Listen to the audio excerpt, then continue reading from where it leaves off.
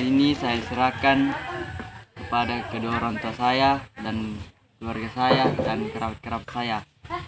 Nama Usman 17 tahun tiba-tiba jadi buah bibir di kalangan warga Kabupaten Luwu Utara, Sulawesi Selatan. Ia ramai diperbincangkan warga usai menorehkan prestasi gemilang pada Pekan Paralimpik Nasional atau Peparnas ke-16 atau National Paralympic Committee di Papua. Memperkuat kontingen Sulawesi Selatan, Usman mampu meraih 3 medali, 2 medali emas dan 1 medali perak. Atletik lulusan SMP ini mampu mendulang emas pada nomor lari 100 meter dan 200 meter. Sementara medali perak didapat dari nomor lompat jatuh. Kepulangan Usman dari Papua disambut ratusan orang di rumahnya pada Rabu 17 November 2021 sore, tepatnya di Dusun Marobo, Desa Batang Tongka, Kecamatan Bone-Bone, Luwu Utara, Sulawesi Selatan. Tenda yang berdiri di depan rumahnya dipenuhi orang. Kepala Desa Batang Tongka Warkah dan Ketua NPC Luwu Utara Hasanuddin Acang juga berada di sana. Usman bercerita awal karirnya sebagai atlet paralimpik bermula ketika ia duduk di bangku SMP. Ketika itu, ia memperkuat sekolahnya SMP 4 Batang Tongka pada lomba olahraga di Bone-Bone. Lalu ia dilihat oleh Acang dan diajak menjadi atlet atletik. Atas dorongan Acang, Usman lalu memperkuat Luwu Utara pada Pekan Paralimpik tingkat provinsi tahun 2018